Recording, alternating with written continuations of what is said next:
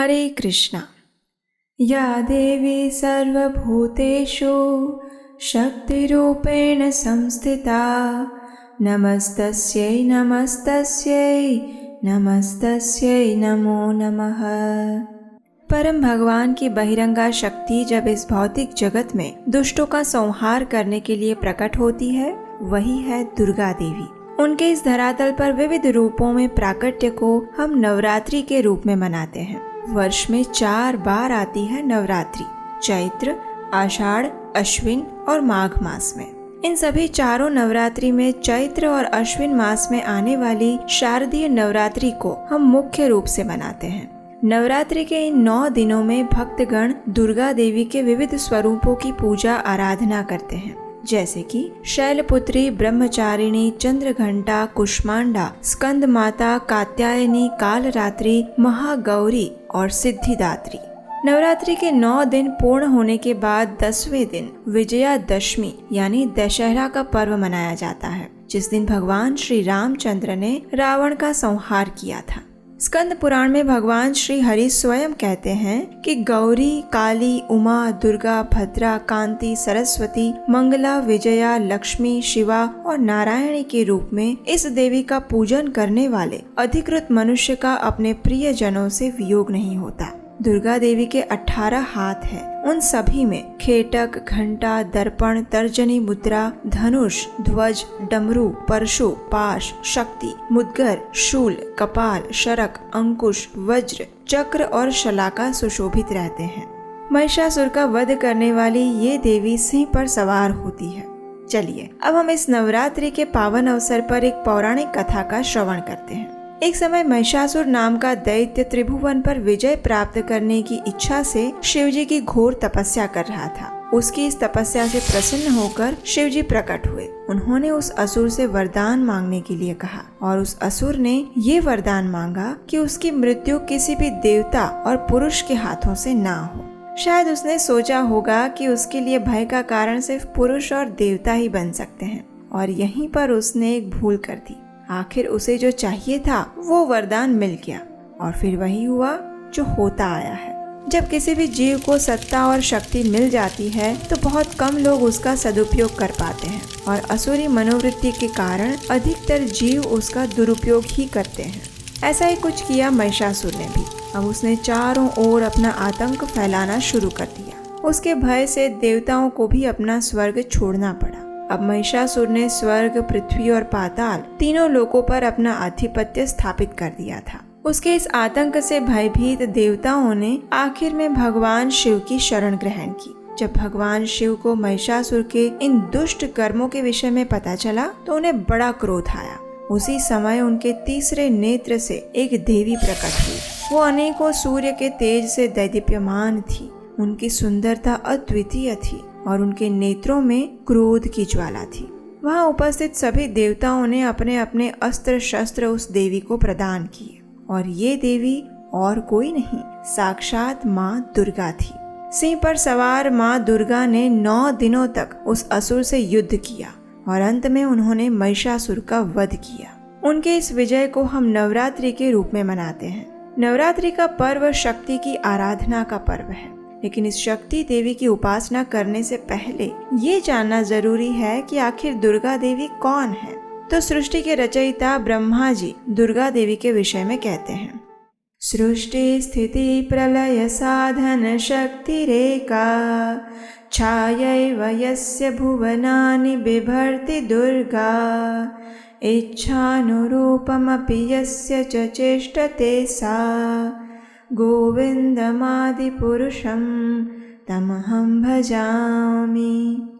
अर्थात भगवान की चित्त शक्ति की छाया रूपी शक्ति इस भौतिक संसार का सर्जन, पालन और संहार करती है। इसी माया शक्ति को दुर्गा देवी कहा जाता है। ये देवी जिनकी इच्छा अनुसार सारे कार्य करती हैं, ऐसे आदि पुरुष गोविंद को मैं प्रणाम करता हूँ। दुर्गा देवी यानी भगवान की बहिरंगा शक्ति। आध्यात्मिक जगत में भगवान की मुख्य 3 शक्तियाँ हैं, संविद, संधिनी और आह्लादिनी शक्ति।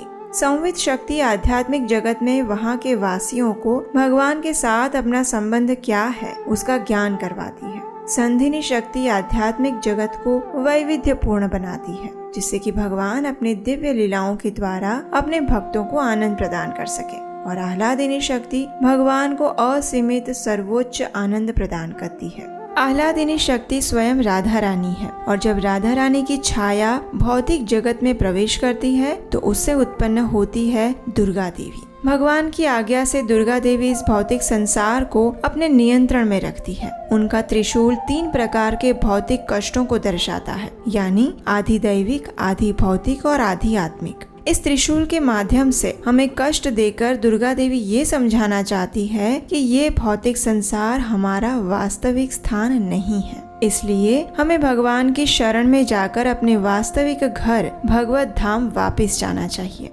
ब्रह्मवैवर्त पुराण के प्रकृति खंड में स्वयं भगवान नारायण नारद मुनि से कहते हैं, येषां माया विना माया न करोति कृपां नृप, मायया तान् निबध्नाति मोहजालेन दुर्गतान्, नश्वरे नित्य संसारे भ्रामयेत् बर्बरा सदा, कुर्वती नित्य बुद्धिं च विहाय परमेश्वरम्।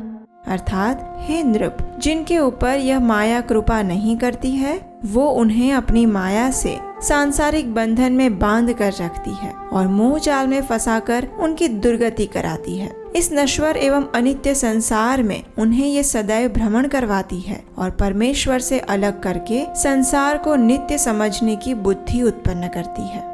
अब देखिए, कुछ जीवात्माएं ऐसी भी होती है जो इस भौतिक संसार में इतने कष्ट भोगने के बाद भी इंद्रिय सुख भोगना चाहती है और अपनी स्वतंत्र इच्छा का दुरुपयोग करना चाहती है। ऐसे जीवों के लिए दुर्गा देवी ऐसे अवसर उत्पन्न करती है जिससे वे सदैव इस भौतिक संसार में ही रह सके और जन्म मृत्यु जरा व्याधि के चक्र में फंसकर कष्टमय जीवन व्यतीत करते रहें। जब तक हमारे अंदर काम, क्रोध, लोभ, मोह, मद और मत्सर रूपी अशुद्धियां पड़ी हुई है, तब तक हम इस भौतिक संसार से मुक्त नहीं हो सकते। और इन्हीं अशुद्धियों से हमें शुद्ध करने के लिए दुर्गा देवी भौतिक कष्ट देती है और कई बार कुछ क्षणिक सुख प्रदान करके हमारी भक्ति की परीक्षा भी लेती है। जब जीवात्मा इन सभी परीक्षा में उत्तीर्ण हो जाता है और स्वयं को शुद्ध कर लेता है, तब वह अपने घर भगवत धाम वापस जाने के लिए योग्य हो जाता है और उस वक्त सबसे अधिक प्रसन्नता दुर्गा देवी को ही होती है। तो इसलिए इस नवरात्रि के पर्व पर अगर आप दुर्गा माता की पूजा करने वाले हैं तो उनके विषय में सही ज्ञान समझने के बाद करिएगा, क्योंकि भगवान श्री रामचंद्र ने भी रावण के साथ युद्ध करने से पूर्व दुर्गा देवी की पूजा की थी और भगवान श्री कृष्ण ने भी महाभारत के युद्ध से पहले अर्जुन को दुर्गा देवी की पूजा करने की सलाह दी थी। लेकिन इन दोनों कार्यों के पीछे का उद्देश्य एक ही था, भौतिक अवरोधों से मुक्त होना और वास्तविक परम उच्च आध्यात्मिक गति प्राप्त करना। इसलिए इस नवरात्रि पर जब आप दुर्गा देवी की पूजा अर्चना करें तो उनसे ये भी प्रार्थना करिएगा कि वे आपको अपनी सही वाली कृपा दें, यानी परम भगवान श्री कृष्ण की भक्ति, जिससे कि आप इस दुर्ग के समान भौतिक संसार से मुक्त हो सकें और हमेशा के लिए अपने वास्तविक घर वापस जा सकें। यही है दुर्गा देवी का असली आशीर्वाद हम सब के लिए। तो ये थी आज की नवरात्रि विशेष कथा। क्या आप दुर्गा देवी के विषय में ये सारी बातें जानते थे? ये हमें नीचे कमेंट बॉक्स में लिखकर जरूर बताइएगा। अगर आपको ये कथा अच्छी लगी है तो इसे आज अपने सभी मित्रों और परिवारजनों को शेयर कर दीजिए, ताकि वे भी नवरात्रि का अर्थ सही मायने में समझ सकें और दुर्गा देवी से अपने वास्तविक कल्याण के लिए प्रार्थना कर सकें। ऐसे ही वैदिक ग्रंथों से प्रमाणभूत कथाओं को सुनने के लिए आपके अपने चैनल उपदेशाष्टकम को याद से सब्सक्राइब करना मत भूलिएगा। अगर आज की कथा से आप संतुष्ट हैं और हमारे इस वैदिक सनातन संस्कृति के प्रचार कार्य में आप भी अपना योगदान देना चाहते हैं तो स्क्रीन पर दिए गए नंबर पर आप हमें आर्थिक सहयोग भेज सकते हैं। आपके योगदान से हमारा उत्साह बढ़ेगा, हमें आने वाली वीडियो को बनाने में सहायता मिलेगी और इस वैदिक कथाओं के प्रचार में अपना हाथ बटाने का पुण्य फल आपको भी प्राप्त होगा। तो चलिए इस नवरात्रि पर्व पर माँ दुर्गा से अपने वास्तविक कल्याण के लिए प्रार्थना करते हैं और परम भगवान श्री कृष्ण की शुद्ध प्रेमा भक्ति की याचना करते हैं।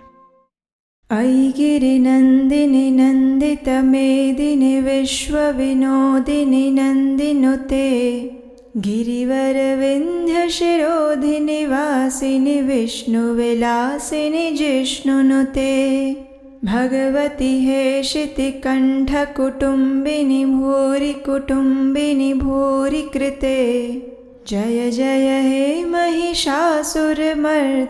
रम्यकपर्दिनि शैलसुते सुरवरवर्षिणि दुर्धरधर्षिणि दुर्मुखमर्षिणि हर्षरते त्रिभुवनपोषिणि शङ्करतोषिणि किल्बिषमोषिणि घोषरते धनुजनिरोषिणि दितिसुतरोषिणि दुर्मदशोषिणि सिन्धुसुते जय जय हे महिषासुरमर्दिनि रम्यकपर्दिनि शैलसुते। हरे कृष्ण।